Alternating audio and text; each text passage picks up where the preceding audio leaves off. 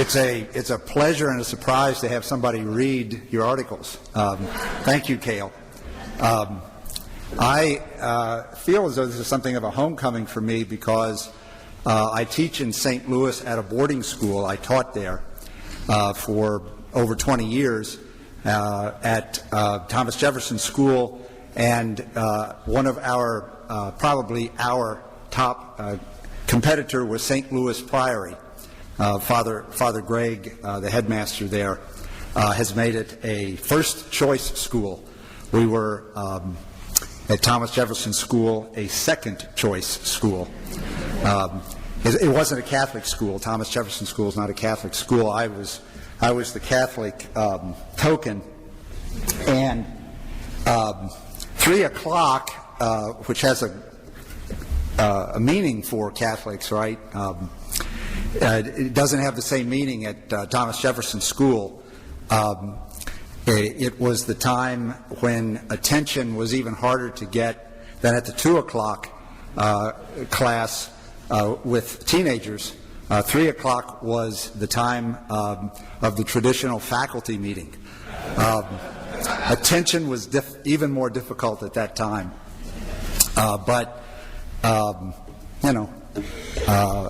Someone has taught us that it is possible to capture attention at 3 o'clock, and I certainly am not that fellow. I'm not going to give a talk. You just heard most of the talk. High school students don't, you can't give talks to high school students. It interferes with their cell phones. I'm going to do something, and it would be a challenge for you if I gave a talk because you'd be struggling to stay awake. So I'm going to make it easy for you. I'm going to read you a lecture. What's in the name Francis?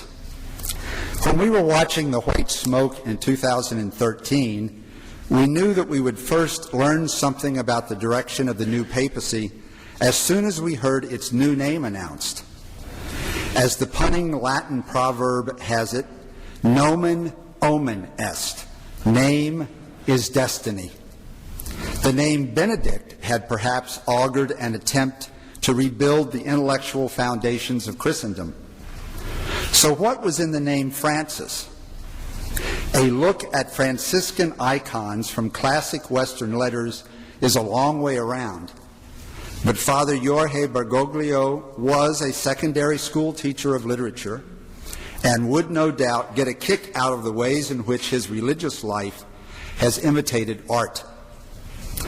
To put this in theological terms, as Moses and David were Old Testament types of Christ, these literary Franciscans prefigured Pope Francis. So play along with me. Like the present Holy Father, William Shakespeare channeled an inner Franciscan. Despite Elizabethan persecution of Roman Catholics, he gave several roles to characters from an order that had virtually disappeared from England by his birth. Shakespeare took a political risk in overtly portraying them on stage, where the royal censor, the master of the revels, might well have objected, demanded their removal, and even prosecuted the playwrights' company. What reasons, dramaturgical, political, and religious, might have led Shakespeare to take such a risk to his livelihood and person? Do those reasons shed light on the rhetorical effect of the name Francis when Catholicism seeks to survive today against secular hostility? Shakespeare's most famous Franciscan character is Friar Lawrence in Romeo and Juliet. He appears in his cell at first light, not praying lauds, but ready to gather medicinal herbs like that great natural philosopher, the Franciscan Roger Bacon of Oxford. Filling up his osier cage with both baleful weeds and precious juiced flowers, he's a proto-chemist. musing on theological paradoxes. Oh, mickle, mickle means great, stupendous, large. Mickle is the powerful grace that lies in plants, herbs, stones, and their true qualities. For not so vile that on the earth doth live, but to the earth some special good doth give. Nor aught so good, but strained from that fair use, revolts from true birth, stumbling on abuse. In this short soliloquy, Friar Lawrence relates tragic paradox to divine power. Grace so fills the world that evil can be brought out of good, yet good can also devolve into evil. This thesis is no idle scholastic disputation. It foreshadows the play's theme. Sincere but imprudent love in a valid but clandestine marriage leads to premature death, from which springs reconciliation, or, in Shakespeare's words, jointure and glooming peace between the Montagues and Capulets. The good friar allows the ambiguity in appearances to save the essences and graces of dogma. He points gently but clearly to supernatural end when he agrees to marry Romeo and Juliet clandestinely. For this alliance may so happy prove to turn your household's rancor to pure love. So you get not only the marriage that will bring Romeo and Juliet into order, but also their death, which will bring the households together, but pure love. We call that God. While he avoids a head-on collision with the divisive culture, he knows that holy matrimony is the salvation of society. In fact, he is ultra-orthodox in seeing marriage as a solution to concupiscence. Despite the grace that gives medicine pharmacological power, poison hath residence, he maintains, in man's fallen nature. He is the loyal spiritual advisor of two rash young lovers. His well-meaning ministrations are ruined by fate, but trumped by providence. At the play's end, Capulet offers a hand in forgiveness, and Montague promises a golden statue in honor of true and faithful Juliet. The children have become poor sacrifices of their enmity. The faithful follower of Shakespeare's holy Saint Francis, always known for a holy man by the prince, despite his interference, offers himself up to let his old life be sacrificed some hour before his time unto the rigor of severest law. In fact, in a play characterized by passive reaction to sudden arbitrary movements of fate, infatuation, family animosities, youthful aggression, ultimate prudence unties his knots. While he occasionally bumbles, he manages to overcome passionate recklessness and irrational hatred, a hatred that may be a transposition of the religious animosity between Catholics and Protestants in England at the time, for Montague is no less than the name of a great English Catholic family on the maternal side of Shakespeare's patron, the Earl of Southampton. His equivocation aims at the care of souls from a broken community in need of a field hospital. Better to shrive and wive quickly and secretly than to perpetuate an occasion of sin. Thus, far from trafficking in superstition and wantonness like the friar in Shakespeare's Source, or like the wicked friars of Protestant contemporaries, Friar Lawrence maneuvers as an underground minister of grace in the labyrinthine catacombs beneath Protestant oppression. He celebrates evening Mass, forbidden by Trent, but still popular, and perhaps an allusion to secret Catholic Masses in Elizabethan Catholic estates. His soporific vial bears not alchemical magic, but perhaps actual graces, those mysterious nudges of the divine toward the good. Aimed at thwarting bigamy or suicide, the vial indeed accidentally brings death, but finally a kind of resurrection, newness of life, in the local end to earthly animosity between hostile families who become brothers in grief. As many as 5 more Franciscans appear in a play written during Shakespeare's high tragic period. The so-called problem play and tragicomedy, Measure for Measure, the only title in the entire canon that borrows from Scripture. There are 1,000, by the way, over 1,000 allusions to Scripture in Shakespeare. This is the only one that's in a title. With the same measure that ye mete withal, it shall be measured to you again. Therefore, judge not. Who are you to judge? Besides 2 minor Franciscan messengers and 1 minor cloistered Poor Clare, the heroine is Isabella, a Poor Clare novice who wants a more strict restraint upon the sisterhood, the votarists of St. Clare.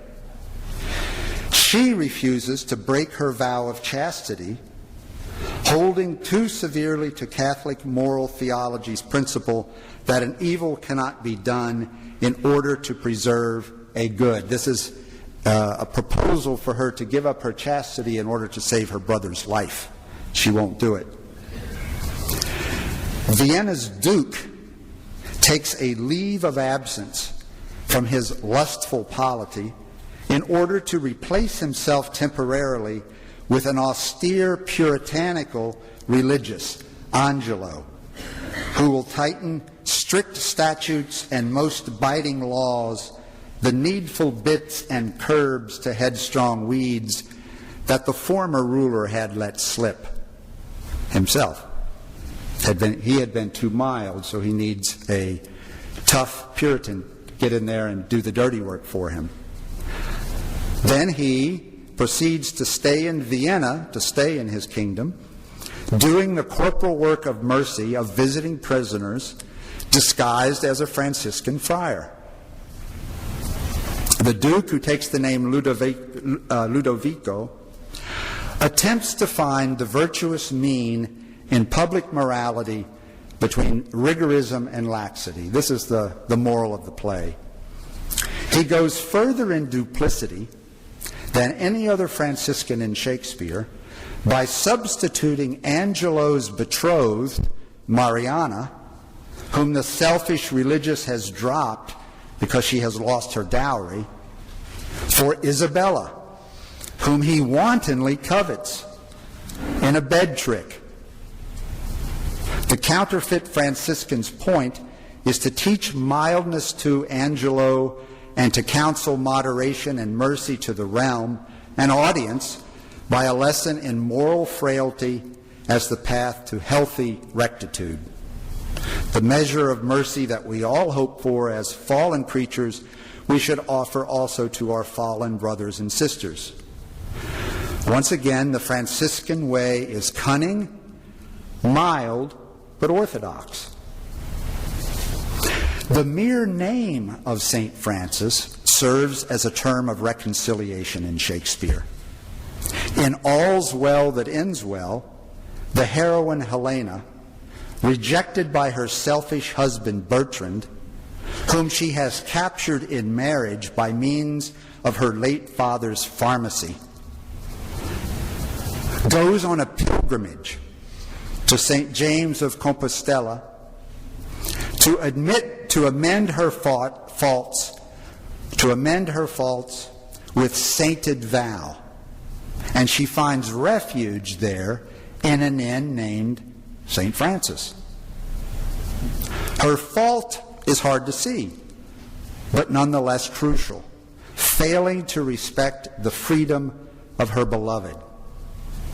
Neither she nor her husband is ready for total self-giving. He won't even kiss his newlywed goodbye. And she won his hand by royal order. The king required him to marry her. In the canonical jurisdiction of St. Francis, as it were, Helena consummates her marriage by a more wholesome bed trick. Bertrand sleeps with her, his wife, thinking she is a maid whom he is seducing, the daughter of the widow who keeps the inn. When the trick is revealed at the end of the play, the cad husband appreciates her stratagem, is transformed, and promises to love her dearly, ever, ever dearly. All's well that ends well.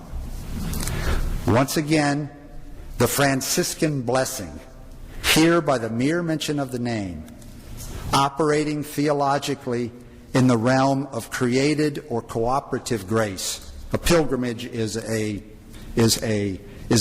work, right? In cooperation with God's grace. It's a work of grace. We add to grace through our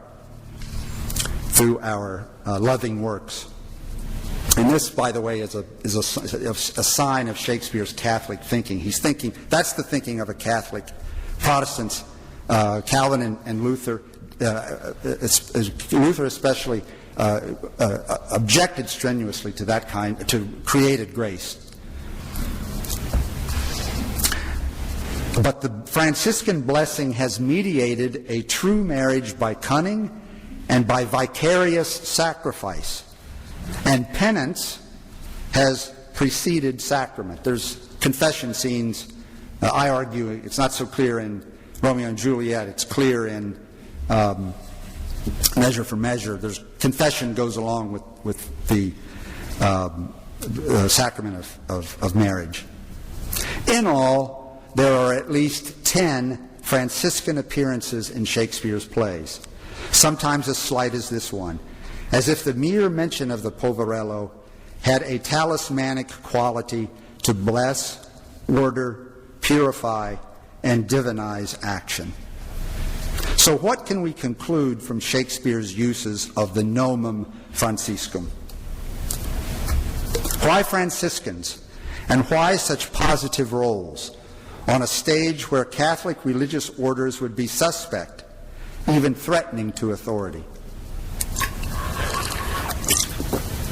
First, dramaturgically, a Franciscan would be quickly, easily, and inexpensively identified. Second, popular respect for Franciscans as close followers of the evangelical counsels of poverty, chastity, and obedience must have persisted in the English popular imagination despite the centuries-old anti-fraternal tradition. Catholics had an anti-fraternal tradition as well, Chaucer. Even Dante, who was a third order, himself a third order Franciscan. Obedience to moral authority, not to power, being the emphasis. That's in the popular imagination with the Franciscan name.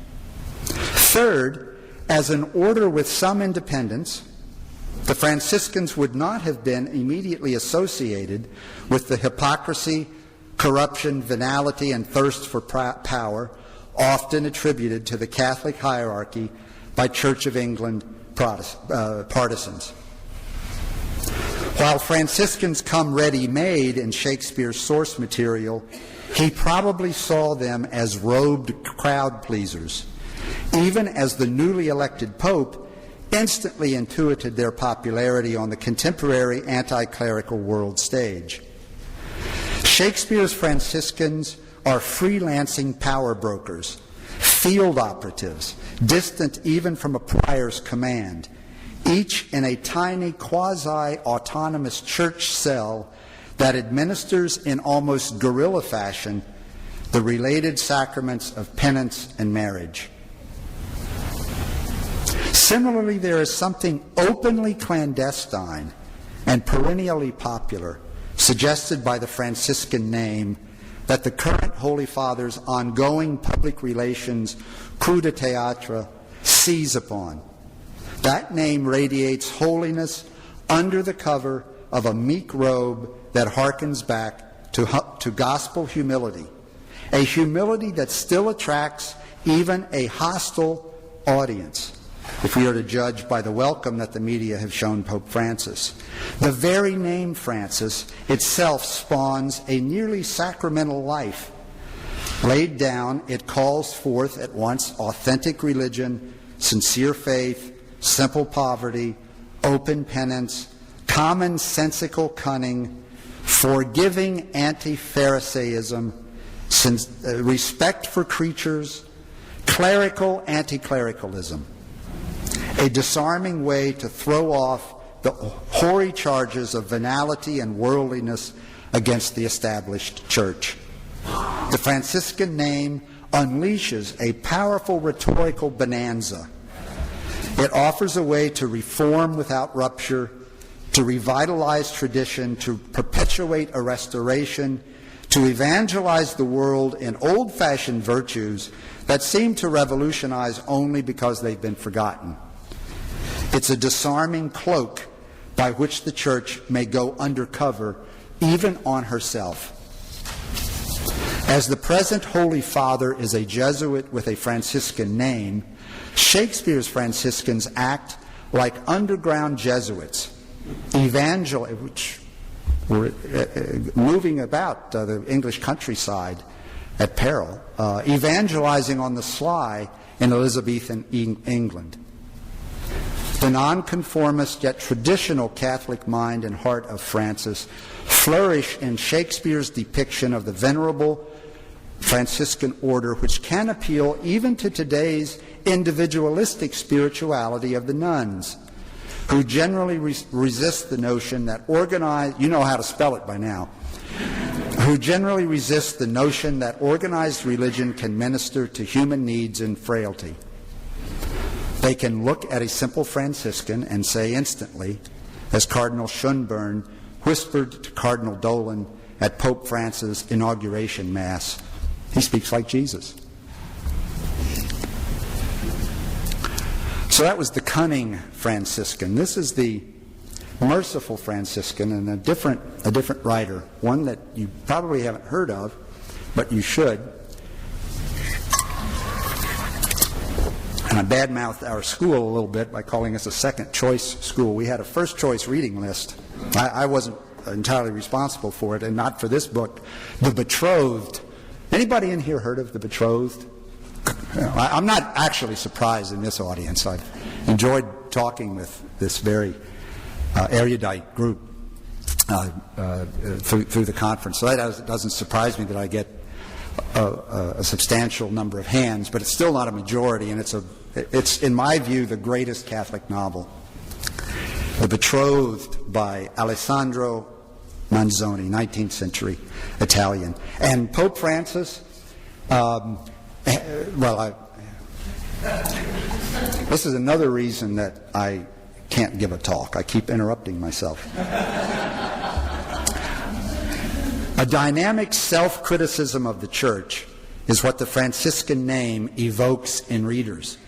What might have been, in addition to this cultural rhetorical effect, the deliberate rhetorical strategy in choosing Francis as the name by which to announce and shape this papacy? I wasn't suggesting that Francis had read Shakespeare's Romeo and Juliet and the other Franciscan characters, and I was saying that there's a rhetorical cumulative effect in that name that readers and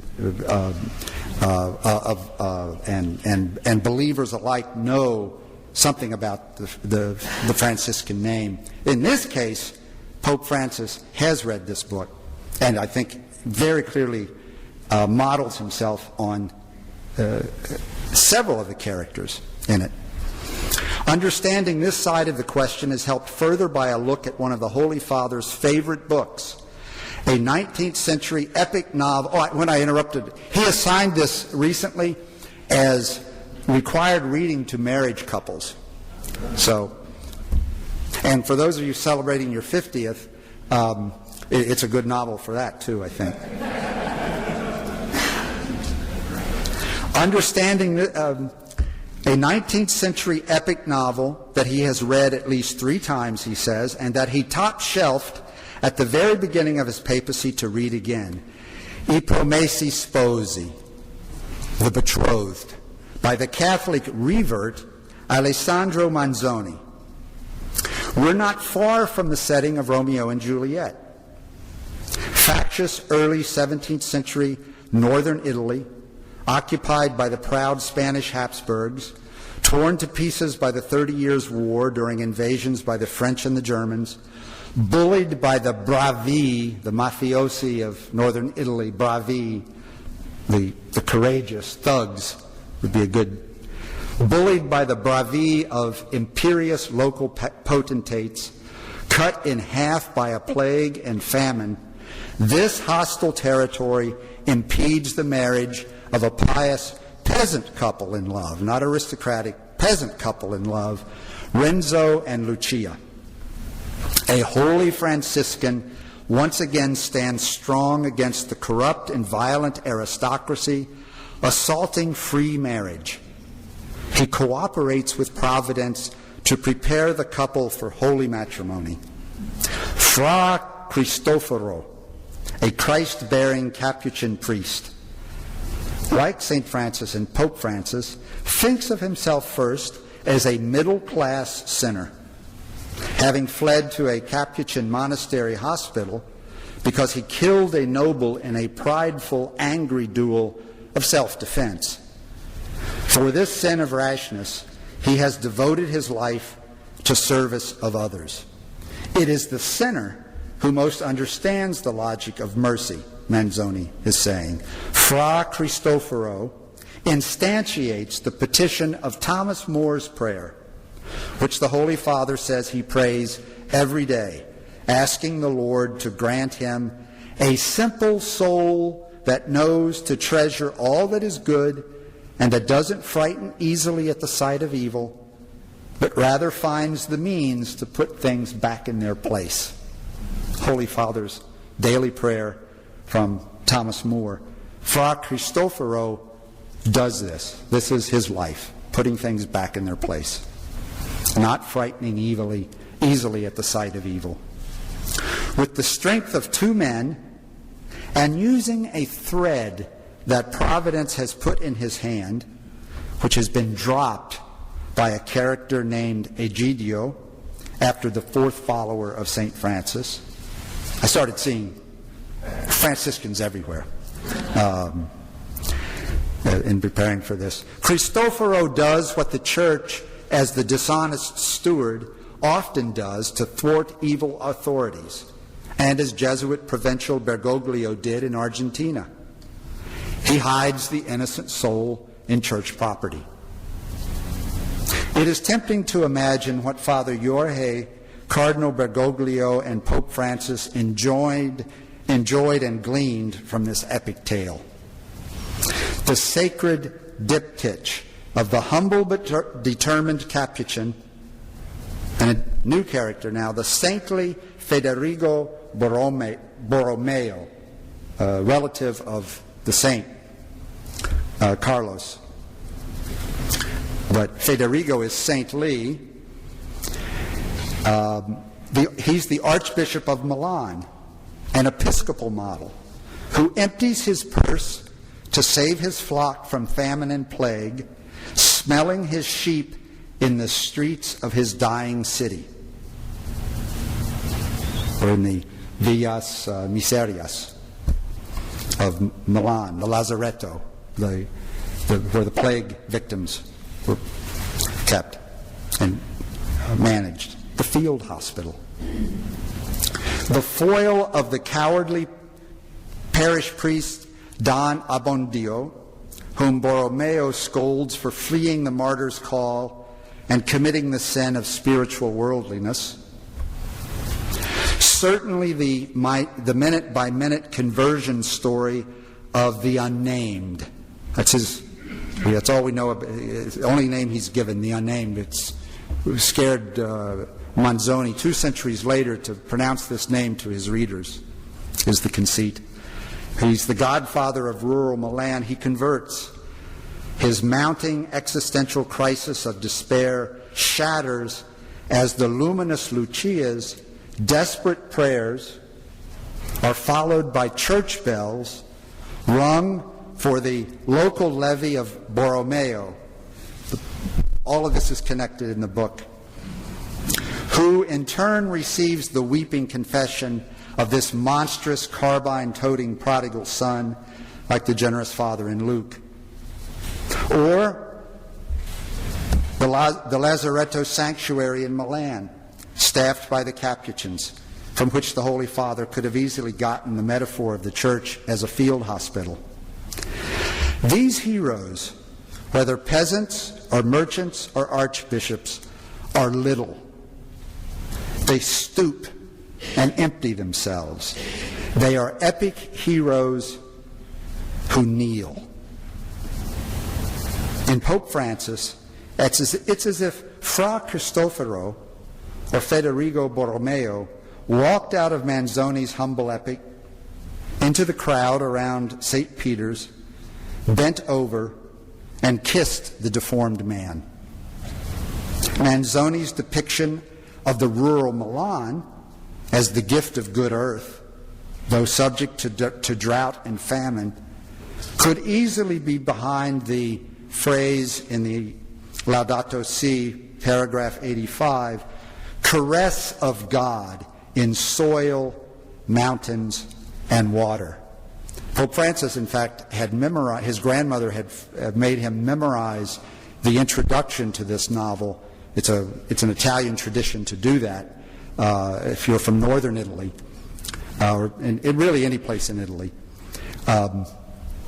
And I think those words, that introduction, where we have the rural Milan as the gift of good earth, is the way Pope Francis sees creation. Or maybe it's the simple power of little daily actions.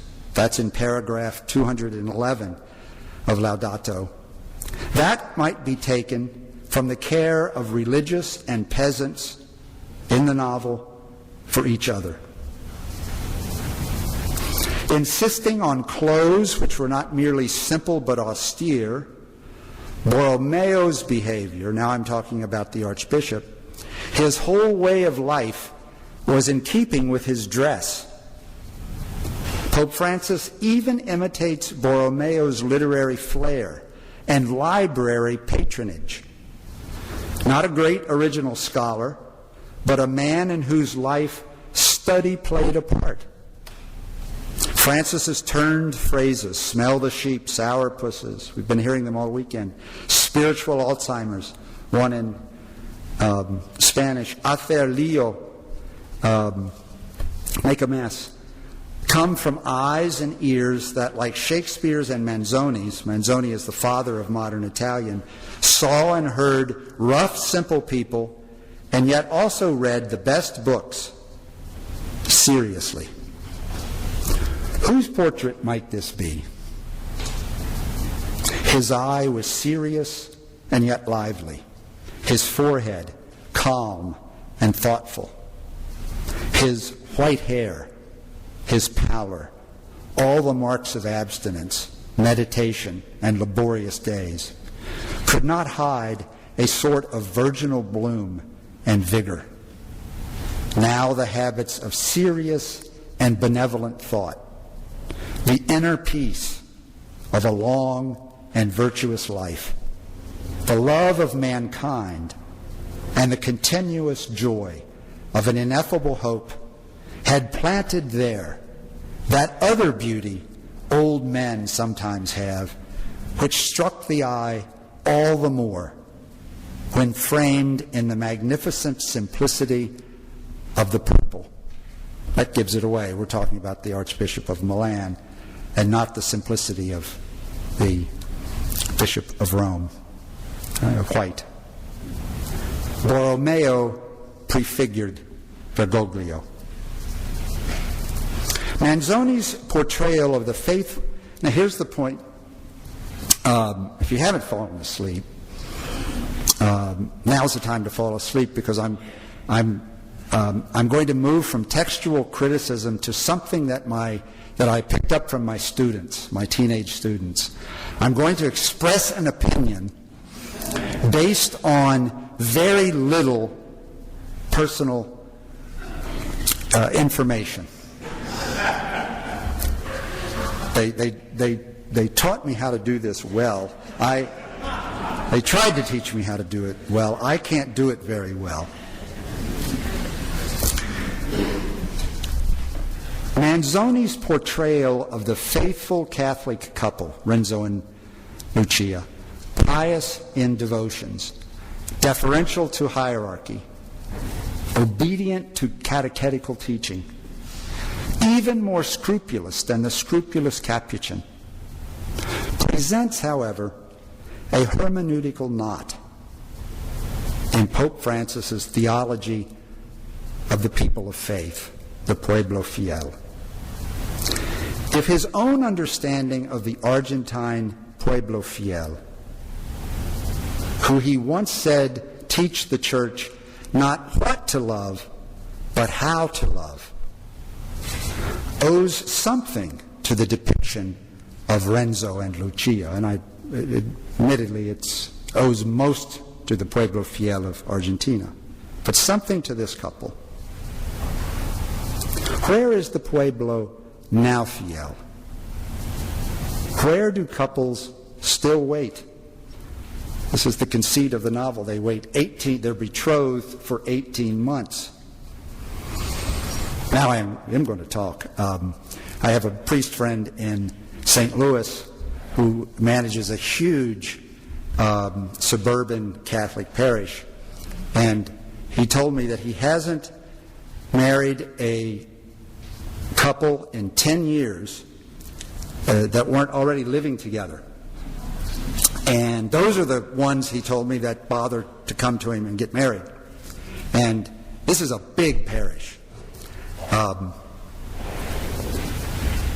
Where do they look to the clergy for matrimonial guidance? Consecrate themselves to the Blessed Mother. These are things that Renzo and Lucia do. Honor ecclesiastical authority and run to church bells. Where do they betroth themselves and suffer for a vow? With my students, the big problem with teaching this book, the first big problem was explaining what betrothal meant. They didn't know the word. A scholar of historical fiction and a Jansenist-influenced stepchild of the Enlightenment, Manzoni himself probably looked back nostalgically to an imagined earlier popular Catholicism for fictional luminosity after the devastating French Revolution. If there is still a Fra Cristoforo and Federico Borromeo in the chair of Peter, are there still Renzos and Lucia in the laity? It's a question, therefore. I hid an opinion in a question. Or to put it in Pope Francis's language, have the existential peripheries also been infected by early onset spiritual Alzheimer's? The answer may be in the novel itself, scattered in a plague and war-ravaged society, as 2 or 3 mustard seeds, or 4, 5, or 6 by the end of the novel, gather in his name and take care of each other. This, by the way, is a little bit the scenario of another of the Pope's favorite books, The Lord of the World, by Robert Benson, which imagines the church down to just a few, literal few, 5 or 6 people surrounded by hostile Europe. It's one of Pope Francis's favorite books. You can, by the way, get his top 11 books, and Manzoni is not on the list, but it's one of his top 3 probably, from the Corriere della Sera Italian newspaper website. They put out, in fact, an edition of these 11 favorite books of the Pope. It misses the heart of it. Okay, so back to textual criticism. It misses the heart of the book, however, and would be a Pelagian misreading of it, to speak of the sinful, saintly characters as the only heroes of the book. For no doubt the Pope of Mercy saw that the novel's real unspoken protagonist is the Father of Mercies. It is he who has welcomed the unnamed prodigal, bought time for a nearly illiterate peasant couple until experience and trial have wizened them for holy matrimony, and permitted a terrifying plague of justice to take the wheat and the tares. God's mercy moves by providence. In the novel, silently pulling the clapper for Borromeo's arrival, making the church bells simultaneously gong in the hollow solitude of the unnamed despair, further twisting and turning Egidio's thread. The rain that cleanses Milan, late in the book, is a long rain of mercy. When the bells ring, all heaven breaks loose. Saint Francis, the joyful ascetic. Now we move a couple of centuries closer to Pope Francis. It is rumored that Cardinal Bergoglio is an honorary member of the Argentinian Chesterton Society. It may be a Facebook hoax, but if he has read any Chesterton, it's quite possibly the famous sketch on Saint Francis, perhaps recommended by his dear friend, the late Maitol Ferré from Uruguay, one of many Chestertonian converts to Catholicism. I'm another one.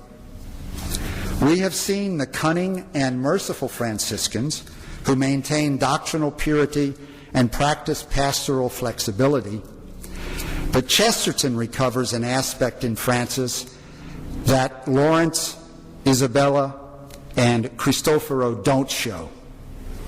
In the second book, not St. Francis of Assisi that he ever wrote, Chesterton, in the second book, 12 Types, Chesterton turns the popular image of Francis as the penitent ascetic on its head. Asceticism, in the religious sense, he writes, is the repudiation of the great mass of human joys because of the supreme joyfulness of the one joy, religious joy.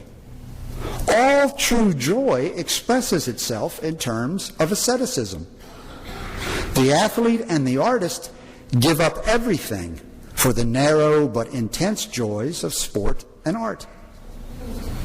The amazingly unworldly, almost maddeningly simple-minded infant Francis was nevertheless one of the most consistently successful men that ever fought with this bitter world because he believed in other people. For him, laughter was as divine as tears. He called his monks the mountebanks of God. He never forgot to take pleasure in a bird. See Pope Francis with the parakeet, as it flashed past him, or a drop of water as it fell from his finger. He understood that the mere assertion that this raging and confounding universe is governed by justice and mercy, a piece of staggering optimism fit to set all men capering. Chesterton transports the paradoxes contained in this short essay to his longer, later sketch on Francesco, or Frecci, the troubadour for Christ, who came just as the Western world was recovering from a long penance or purgation from paganism, the doctrine that worshiped nature for its health and produced the sicknesses of Nero.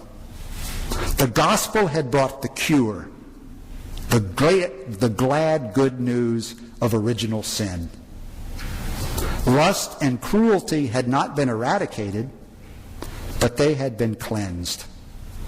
Thus, the rich young man shucked his finery over for the beggar, took up the poverty of Christ, and burst into song.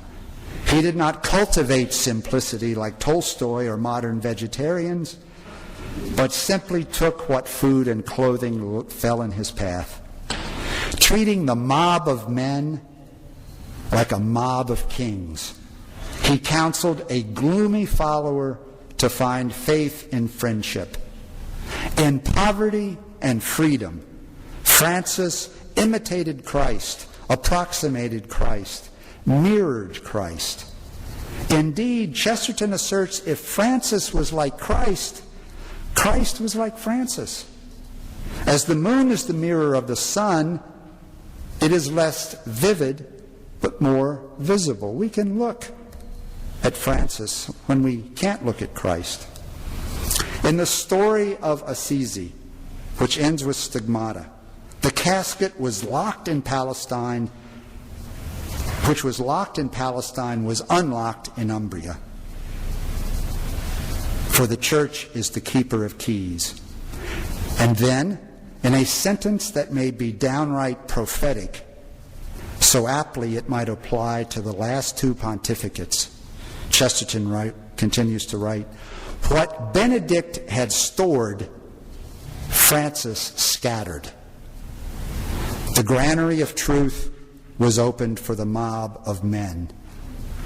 Goodness is understood through rigor and diffused through joy. Chesterton, however, is not so much a Democrat that he does not see a danger in the Franciscan way. Where he had eschewed private property, his followers wished to abolish property. The matter was settled by a man smaller than a saint, the Pope, who declared that the world was made not only for Franciscans. He decided that Christendom should absorb Francis, rather than that Francis should absorb Christendom. The saint was a poet, but the church needed more than Franciscan poetry. It also needed Benedictine prose. It already had an old religion. It did not need a new one. He gave up a wife and children. Some of his followers wanted to give up marriage. The Pope saved Francis. Chesterton concludes in Latin, ubi Petrus, ibi Franciscus. Where the Pope was, Francis was there. Paco Francesco. Paco is the nickname for Francis in Spanish. Paco, the joyful ascetic, the Jesuitical monk, has told the story of how the name came to him. Don't forget the poor, Franciscan Cardinal Umes urged just after he had accepted the election. At that moment, the name appeared. As G.K. Chesterton described this moment, 90 years before it occurred, all that reforming energy of medieval and modern times went to the burden of Deus est Deus pauperum. God is God of the poor. Francis had rechristened God the Father. So what's in the name Francis? Cunning, courage, mercy, providence, daring, austerity, and joy. Who would not find them in our Pope too? Chesterton's Latinism is now literal. Ubi Petrus, ibi Franciscus. Thank you.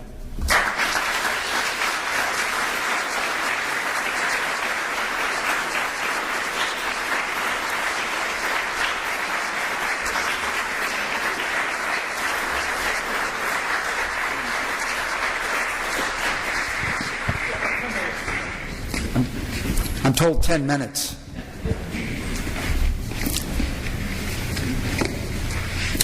One of the interests, while you're going there, maybe I'll prompt you a little bit. One of the interesting things about Chesterton in relation to the new encyclical is that he was a follower of what's been called a third way between capitalism and socialism. Distributism was the name, Chesterton. He was trying to follow, after his conversion, Chesterton and his friend, historian friend Hilaire Belloc, was trying to follow rerum novarum and quadrasimo anno. And they devised, they imagined, without a whole lot of specific examples, a third way between what Chesterton called the hudge of capitalism and the gudge of socialism. One of the best books on that is What's Wrong with the World?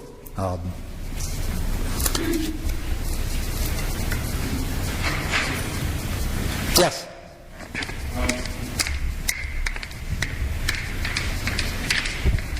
I have a question about Measure for Measure. I'm wondering, how do you account for the fact that in propagating the bed trick, the Duke Friar and his accomplice, Isabella, use wicked ends to good purposes? And the Church, of course, teaches you can't do good by doing evil. Yeah, absolutely. Well, I called this commonsensical cunning. And, there's a debate going on now in the blogosphere, but it's an old moral theological conundrum of whether it's ever licit to lie. And Janet Smith has been arguing for commonsensical cunning. Most everyone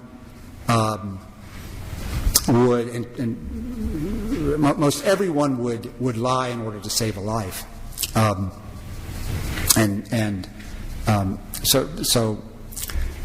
despite Thomas, although she follows Thomas Aquinas a great deal in her moral theology, she points to the common sense notion.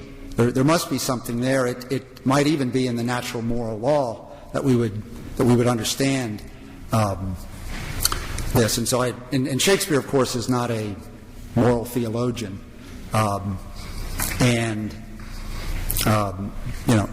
sign that he had ever engaged in a theological debate about this question. But there's lots of subterfuge in Shakespeare. I mean, in Romeo and Juliet, the marriage is hidden, and so commonsensical cunning.